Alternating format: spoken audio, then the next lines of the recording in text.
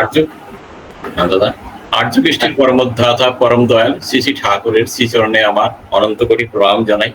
পরমোদ্ধার জগৎ জননী শ্রী শ্রী বরমা, পরম পূজ্য পাদ শ্রী শ্রী বরদা, পরম পূজ্য পাদ শ্রী শ্রী আচার্যদেব, পূজনীয় অভিন্দাদা এবং ইষ্ট পরিবারের সকলকে আমার অনন্ত কোটি প্রণাম জানাই।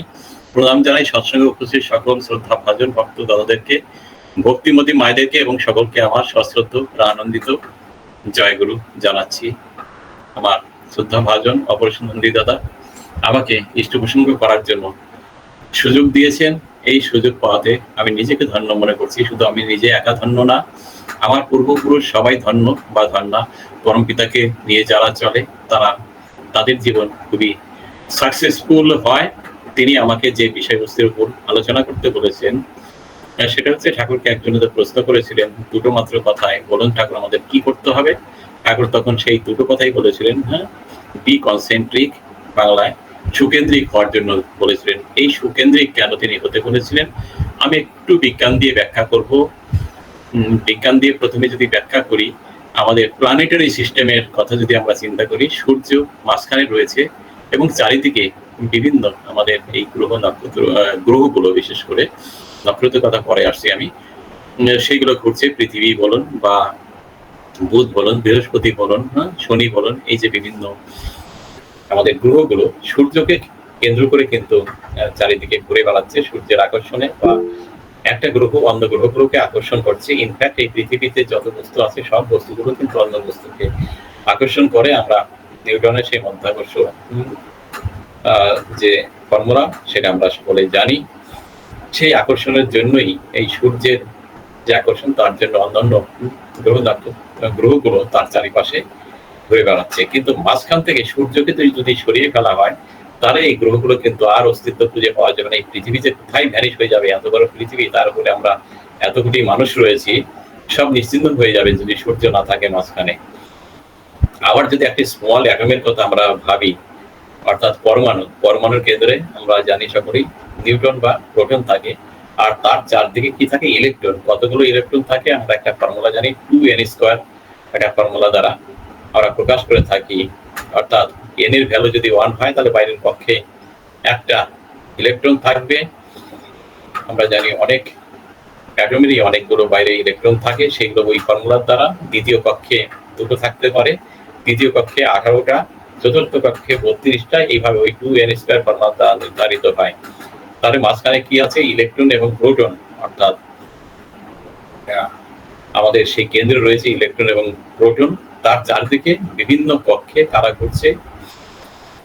এই পরমাণুর আমরা ইলেকট্রন গুলো ঘুরছে নির্দিষ্ট কক্ষপথে। কিন্তু এই কেন্দ্র থেকে যদি ইলেকট্রন এবং প্রোটনকেই সরিয়ে দেওয়া হয়, তাহলে কিন্তু ইলেকট্রনের আর কোনো অস্তিত্ব থাকবে না। পরম পিতা তার বাণীতে বলেছিলেন, এক প্রাণতার মমত্বেতে পরস্পরের সমাবেশ, নিনোর অটুট করেই জানিস একটি দানায় বাঁধবে দেশ। তাতে যদি আমরা কেন্দ্রায়িত হয়ে চলি, তাহলে কিন্তু আমাদের ভিতর সেই ইউনিটি আসবে। একটি দানায় যে বাঁধবে দেশ, সেটা কিন্তু সাকসেসফুল হবে। তাই তিনি আমাদের সুকেন্দ্রিক হওয়ার কথা বলেছেন। আজকে প্রথমেই সত্যানুসরণ গ্রন্থ এবং প্রসঙ্গ সত্যানুসরণ পাঠ করবেন। প্রসঙ্গবাদ সত্যানুসরণ কিছুই নয়, আমাদের পিতৃদেব যিনি ছিলেন জীবন্ত সত্যানুসরণ, তিনি সবাইকে সত্যানুসরণে বিভিন্ন বাণী ব্যাখ্যা করতে বলতেন। বিভিন্ন জনকে বলতেন, তুই বল এটা কেমন ভাবে হবে, এর অর্থটা কি, সবাই বলতেন। বর্দা কখনই কাউকে বলতেন না কিন্তু তোরটা ঠিক হয়নি। লাস্টে তিনি বলতেন একটা, যে আমি এটা বলছি, দেখতে এটা কেমন হয়েছে, দেখা যেত তিনি যেটা বলছেন সেটা হতো সর্বশ্রেষ্ঠ, সবচেয়ে বেশি ভালো হতো। তাহলে আজকে যে পাঠ হলো, তুমি লতার স্বভাব অবলম্বন করো আর আদর্শরূপ বৃক্ষকে জড়িয়ে ধরো, সিদ্ধকাম হবে। সিদ্ধকাম হওয়ার কিছুই না আমাদের জীবনে সাকসেসফুল হওয়া। কেন লতার স্বভাব অবলম্বন করতে বলেন? অন্য কিছু স্বভাব তো অবলম্বন করতে অন্য কিছু স্বভাব অবলম্বন করতে বলতে পারতেন। লতা খুব ফ্লেক্সিবল, তাই জড়িয়ে ধরে খুব অন্য বড় শক্ত গাছকে জড়িয়ে ধরে উপরে উঠতে পারে। কিন্তু যেই গাছটি লতার মতো না, একটা শক্ত গাছ, সে কিন্তু আর অন্য গাছকে জড়িয়ে ধরে উপরে উঠতে পারে না। আমাদের জীবনের উদ্দেশ্যই তো বেঁচে থাকা এবং উপরের দিকে ওঠা, মানে আরো জীবনটাকে এক্সপ্যান্ড করা, বেড়ে ওঠা। সেটা যদি হতে হয়, তাহলে কিন্তু আমাদের খুব ফ্লেক্সিবল হতে হবে। পরমপিতা যেগুলো বলেছেন সেইগুলো উইদাউট কোশ্চেন রেখে সেইগুলোকে আমাদের মেনে চলতে হবে। তাহলে আমাদের বেশি আমরা জীবনে সার্থক হতে পারবো। ঠাকুর সত্যানুসরণ বলেছেন, সদ্গুরুর আদেশ পালনের মতো মহামন্ত্র আর কি আছে? তিনি যেটা বলেন সেটাতে কোনো কোশ্চেন রাখা চলবে না, তৎক্ষণাৎ সে ভক্ত হনুমান জীবন রাম যখনই যা কিছু বলতেন তিনি বলার পর একটাই শব্দ উচ্চারণ করতেন, জয় শ্রীরাম বলে। এটা করার জন্য তিনি বেরিয়ে পড়তেন এবং তিনি কিন্তু সবচাইতে বেশি সার্থক হয়ে অর্থাৎ সাকসেসফুল হয়ে ফিরে আসতেন। আমাদের কিন্তু তাই করতে হবে। এই নামের যে কত বড় শক্তি, আমার ৭ দিদি, আমার নিজের জীবনের ঘটনা এখানে একটু বলে দিচ্ছি। আগেকার দিনের মায়েরা বা দাদারা ভাবতেন তাদের যদি পুত্র সন্তান না হয়, পুত্র সন্তান না হলে সে শ্রাদ্ধ যদি না করে তাহলে তাদের আত্মার মুক্তি হবে না, তারা স্বর্গে যেতে পারবেন না। তাই তারা একাধিক সন্তান নিতেন যতক্ষণ না তাদের পুত্র সন্তান হতো। যাক, আমার মা ঈশ্বরের কাছে খুব কান্নাকাটি করেছিলেন যে আমার কি পুত্র সন্তান হবে না, তাহলে কি আমার এই জীবন সার্থক হবে না বা আমি পরবর্তী জীবনে মুক্তি পাবো না। যা হোক, তিনি নাকি দৈববাণী শুনেছিলেন। আমার মা এই গল্প করতেন দৈববাণী বলতে, আমি পরে আসছি বোধহয় এটাই তার অন্তর্নিহিত সত্তা থেকে তিনি হয়তো শুনেছিলেন কিছু একটা, তিনি শুনেছিলেন মুক্তি হবে হবে এরকম শুনেছিলেন। যা হোক, তারপরেই আমার জন্ম হয়।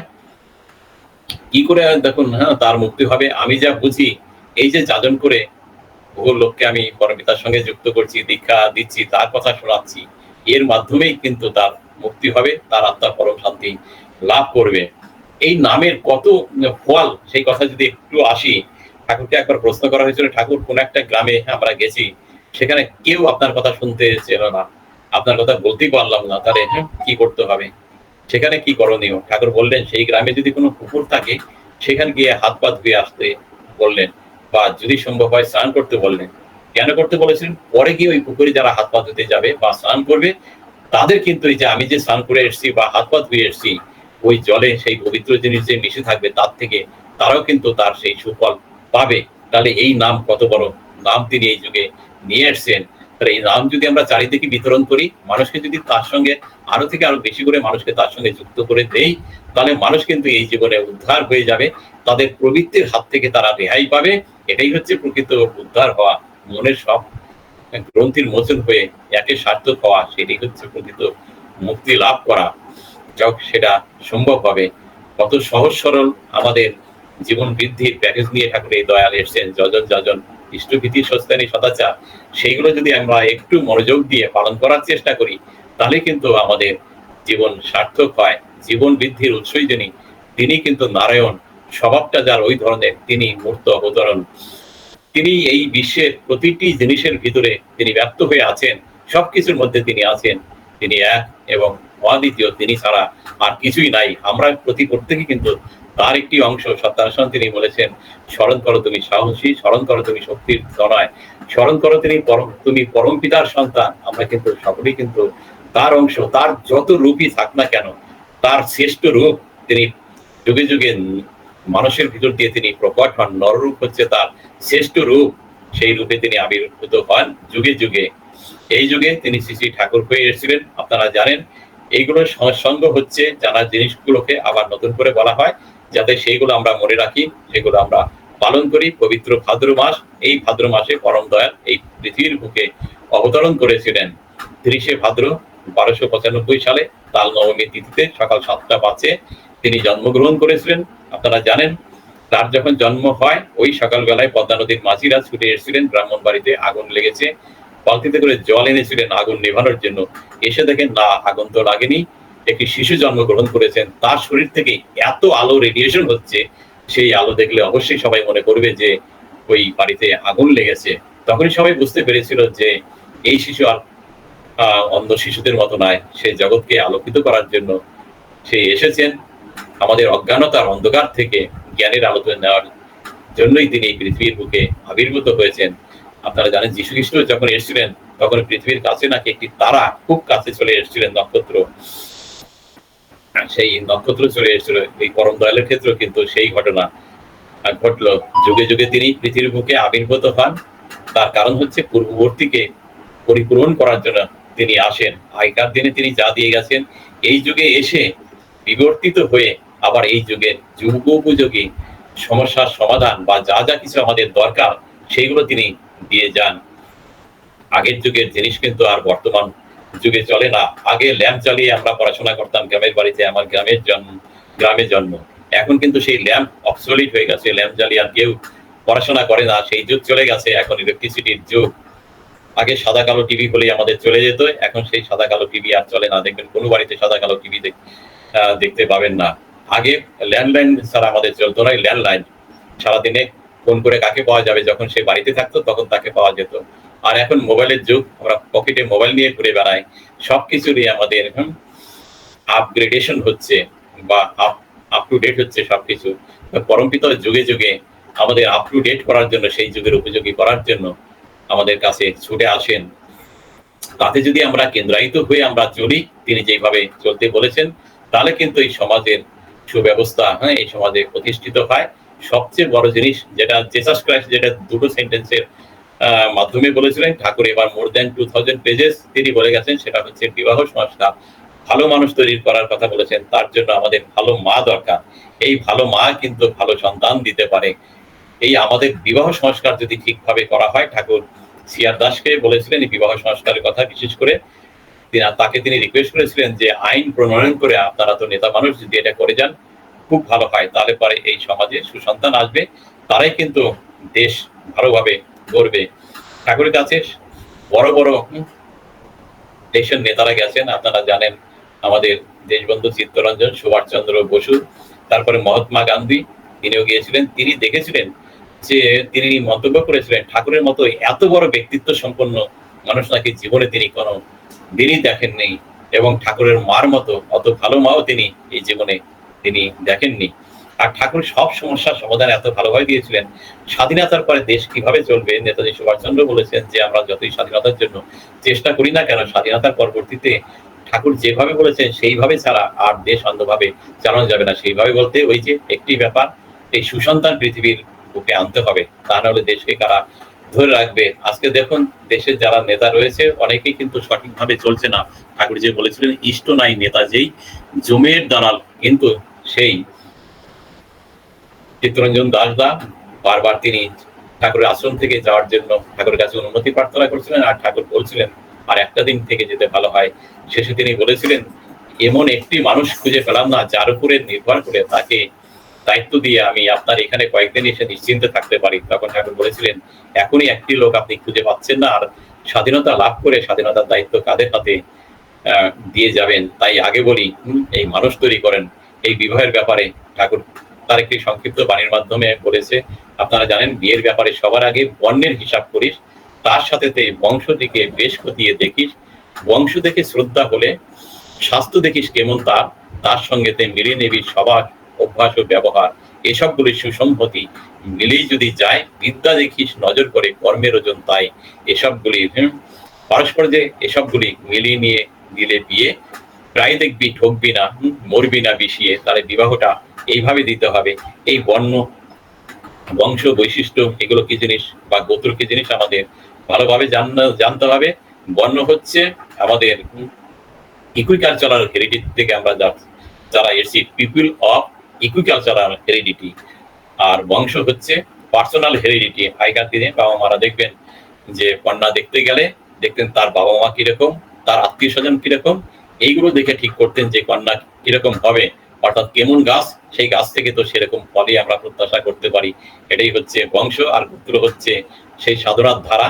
এইগুলো দেখে কিন্তু বিবাহ দিতে হবে, তবেই কিন্তু সুসন্তান আসবে। তা না হলে চারিদিকে দেখুন যে আমরা বিভিন্ন ঘটনাগুলো আমরা শুনতে পাচ্ছি, আমাদের গা শিউরে উঠছে। আগেকার দিনে ভগবান শ্রীকৃষ্ণ কংসকে হত্যা করেছিলেন, তারপরে কুরুক্ষেত্রের যুদ্ধে পঞ্চ পাণ্ডবদের দিয়ে দুঃশাসন বা দুর্যোধনের মতো দুষ্কৃতদের তিনি দমন করেছিলেন, বা তাদেরকে হত্যা করে শান্তি যাতে আসে পৃথিবীতে সেই ব্যবস্থা করেছিলেন। রাবণের সময় সেই রাবণকে হত্যা করে বা রাবণের সঙ্গে তার যা সঙ্গী ছিলেন তাদের মতো দুষ্কৃতদের তিনি হত্যা করে শান্তি রাজ্য তিনি প্রতিষ্ঠা করেছিলেন। কিন্তু এখনকার পৃথিবীতে আমরা জানি কয়েকশো কোটি লোক, সেখানে কিন্তু দুঃশাসন, দুর্যোধন বা রাবণের মতো বা কংসের মতো সেরকম হাজার হাজার কেন, হয়তো বেশ কয়েক কোটি রয়েছে, তাদের মেরে কিন্তু সেই শান্তি রাজ্য স্থাপন করা সম্ভব নয়। এই কলিযুগ হচ্ছে ধ্বংসের যুগ। তাই তিনি এই যুগে প্রেম নিয়ে এলেন। তার সেই প্রেমের সাহায্যে মানুষের ভিতরের অসুরত্বকে বা সেই দুষ্কৃত শক্তিকে তিনি দমন করে শান্তি রাজ্য প্রতিষ্ঠা করার জন্য তিনি ব্রত নিয়ে এসেছেন। তিনি বলেছিলেন ঝড়ে এসেছে চলছে তুফান, কলির প্রলয় দেখছিস না, বিপদ তোদের সামনে আরো, মর্মে কি তা বুঝিস না? আমাদের মর্মে মর্মে কিন্তু বিপদ এই কলিযুগে, কিন্তু তাকে ধরে যদি আমরা চলি, আমরা বিপদের হাত থেকে বেঁচে যাব। ঝড় ঝঞ্ঝা যতই আসুক, মনে রাখিস জোর মাথায় আছেন দয়াল ঠাকুর, ভাবনা কি বাদর, সদ্গুরু শরণাপন্ন হও, সৎ নাম মনন করো, সৎসঙ্গের আশ্রয় গ্রহণ করো। তোমাদের আমি নিশ্চয় করে বলছি, তোমাদের উন্নয়নের জন্য তোমাদেরকে ভাবতে হবে না, তিনি আমাদের ভাববেন। আমরা যারা তাকে ধরে একটু ঠিক মতো চলার চেষ্টা করেছি, আমাদের ভিতরে সচেতনতা বেড়েছে, আমরা নিজেকে অ্যানালাইসিস করতে শিখেছি, আমাদের ভিতরে যে দোষ ত্রুটি সেগুলো আমরা বুঝতে পারছি, কেননা নাম ধ্যান করতে করতে আমাদের ভিতর সেন্সিটিভিটি বেড়ে গেছে। যখনই কোনো অসৎ চিন্তা আসে, আমাদের কিন্তু খুব মনে সারা জেগে যে আমরা ভুল পথে চিন্তা করতে শুরু করেছি, সঙ্গে সঙ্গে সেখান থেকে চলে আসি, আর অসৎ কাজ তো আমরা করতেই পারি না, যার জন্য আমরা যে খারাপ ইফেক্ট, ব্যাস কর্মফল, তার হাত থেকে কিন্তু আমরা রক্ষা পেয়ে যাই পরম পিতাকে ধরে। আমরা তার নাম পেয়ে খুব ভালো আছি। ঠাকুর বলেছেন, পাড়া প্রতিবেশী তোর নিপাত যাক, তুই বসে সুখ খাবি বুঝি, যা চলে যা ওদের বাঁচা, ওরাই যে তোর বাঁচার পুঁজি। তো ওদের ভিতরেও এই নাম কিন্তু তাদের ভিতরেও কিন্তু আমাদের সঞ্চালন করতে হবে, তা না হলে কিন্তু আমরা নিজেরাও ভালো থাকবে না। চারিদিকে যদি আগুন লেগে যায়, সেই তাপের হাত থেকে আমরাও কিন্তু রক্ষা পাবো না। যে চৈতন্যদেব বলেছিলেন, যাকে আমরা নয়নে দেখবো তাকে ভিতরে এই নাম বিতরণ করব, এবং তিনি বলে গেছিলেন, এই নাম সব নয় রে মাথায়, এই নাম সব নয়, আরো নাম আছে, সেই নাম নিয়ে যাবে আসল নামের কাছে। তারপরে তিনি আবার কিন্তু পরম পুরুষ রামকৃষ্ণ হয়ে আবার কিন্তু অবতীর্ণ হয়েছিলেন এই ধরার বুকে। তিনিও এসে পার্শ্বদের পুরো জ্ঞান দিয়ে যেতে পারেননি, রোগগ্রস্ত হয়ে অল্প বয়সেই চলে যেতে হয়েছে। একটি সাধারণ রোগ, প্রথমে তার টিউবারকুলোসিস অর্থাৎ টিবি হয়েছিল, তখনকার দিনে তার মেডিসিন ছিল না, নররূপ ধারণ করে আসলে এইগুলো কিন্তু হয়েই থাকে। ভগবান শ্রীকৃষ্ণেরও শরীর খারাপ হতো, ঠাকুরেরও শরীর খারাপ হতো, যা হোক সাধারণ রোগ, তার ট্রিটমেন্ট তখনকার দিনে ছিল না, পরে সেটা ক্যান্সারে কনভার্ট হয়। তাই তিনি শারদা মাকে বলেছিলেন, এই শরীর আমি পাল্টে আবার আসবো, খুব শীঘ্রই আমাকে আবার আসতে হবে। পার্শ্বদের পুরো জ্ঞান দেওয়া হলো না। তিনি পূর্ণ ব্রহ্ম শ্রী ঠাকুর গুরুচন্দ্র হয়ে আমাদের হিমায়তপুরে তিনি অবতীর্ণ করেছিলেন। আপনারা জানেন কোন দিনে, একটু আগে বললাম, ইংরেজিতে হচ্ছে 1888 সালের 14 সেপ্টেম্বর তিনি পৃথিবীর বুকে আবির্ভূত হয়েছিলেন। তিনি এসে বলেছিলেন, মরো না মেরো না, পারত মৃত্যুকে অবলুপ্ত করো। তার জন্য তিনি এই যজন যজন ইষ্টভীতি স্বস্তানি সদাচার দিয়েছেন। তিনি কিন্তু পূর্ববর্তী যারা যারা এসেছিলেন, তিনি এসেছিলেন তাদের পরিপূরক হয়ে এসেছেন। তিনি বলেছেন, পূর্বপুরুষ চেতন ধারা ধর্মে যদি ছাড়তে হয়, জোর গলাতে বলছি আমি, নিছক সেটা ধর্ম নয়।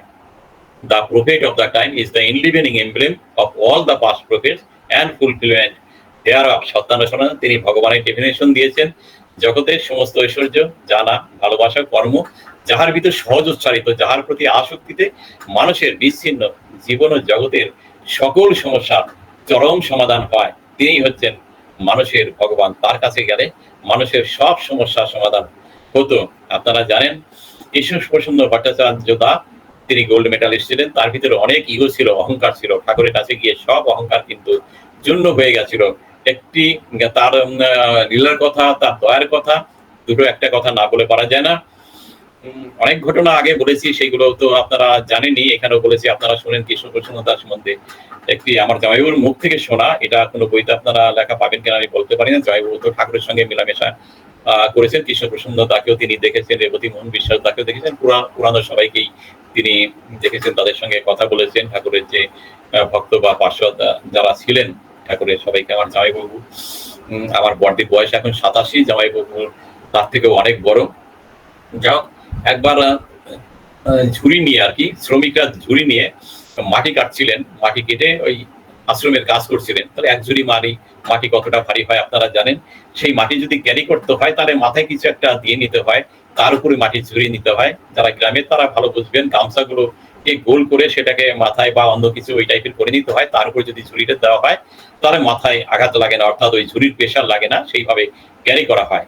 যা হোক, আশ্রমের কর্মীরা ওইভাবে মাথায় ঝুড়িতে করে নিয়ে মাটি বোঝাই করছে, বা অন্যান্য জিনিসপত্র, সেটা হতে পারে ইট বালি সিমেন্ট ভাঙা যেগুলো থাকে আমাদের, সেগুলো রাবিশ যাকে বলে থাকে, এক জায়গা থেকে আরেক জায়গায় ক্যারি করে নিয়ে যাচ্ছেন।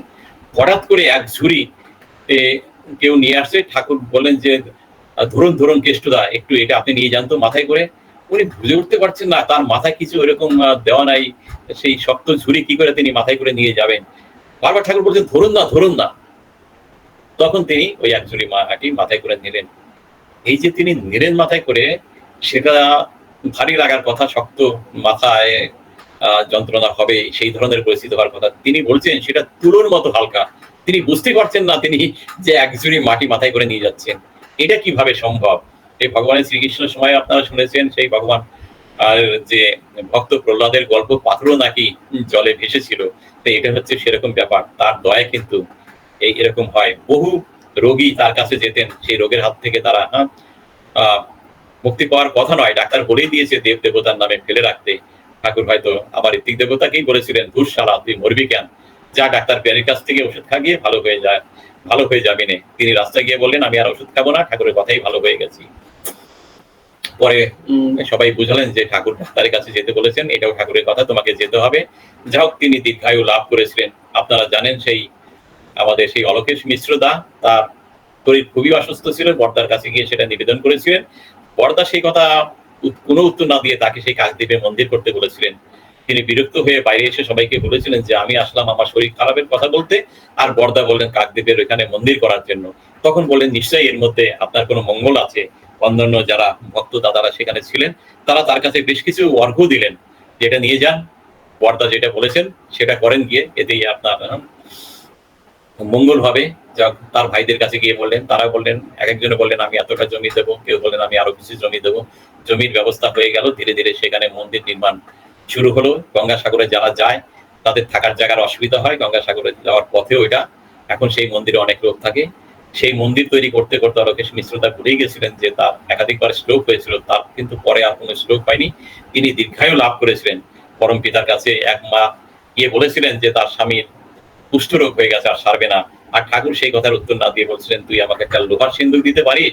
তিনিও এরকম বিরক্ত হয়ে চলে এসেছিলেন। পরে ভেবেছিলেন ঠাকুর তো বলেননি কত বড় সিন্দুক দিতে হবে, আমি একটা খেলনা সিন্দুকের মতো সিন্দুক তো করে দিতে পারি। ঠাকুরকে সেটাই তিনি নিয়ে দিয়েছিলেন, ওইরকম একটা অর্ডার দিয়ে, ছোট সিন্দুক, অর্থাৎ খেলনা সিন্দুক যাকে বলা হয়। সেটা দেওয়ার পরে দেখা গেল তার স্বামী ধীরে ধীরে সম্পূর্ণ সেই কুষ্ঠরোগ মুক্ত হয়ে গেলেন। আপনারা জেসাস ক্রাইস্টের সময়ও দেখেছেন তিনি অনেক মৃত মানুষকে বাঁচিয়েছেন। ঠাকুরও কিন্তু মৃত মানুষকে বাঁচিয়েছেন।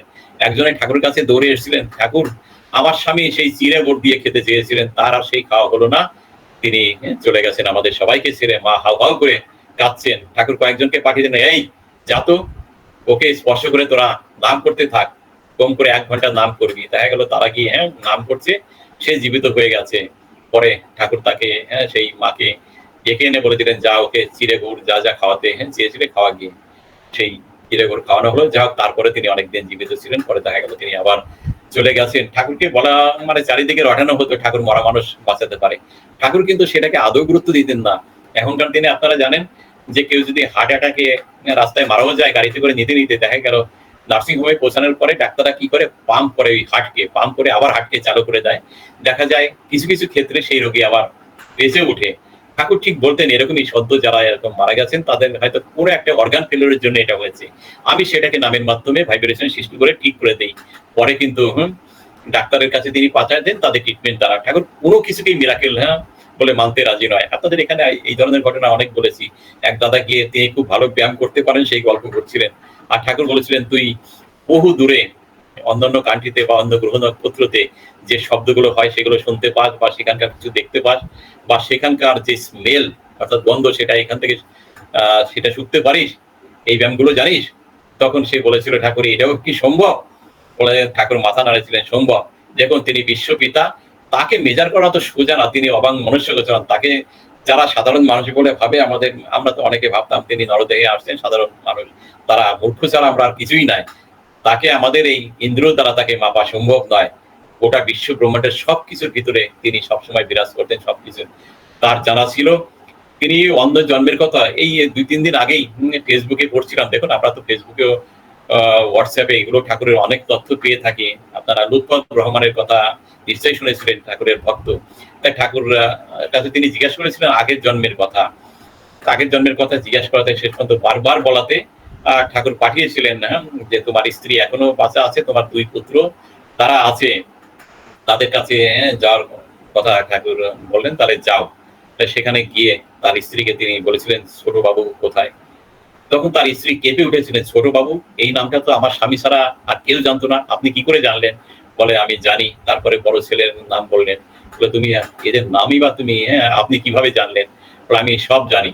আপনি বলতেন ওনার থেকে অনেক ছোট, সে তো লুৎফর রহমান, তার তুলনায় অনেক বাচ্চা ছেলে, সে তখন বৃদ্ধা হয়ে গেছেন এবং তার যে ছেলে সেও তো তার থেকে অনেক বয়সে বড়।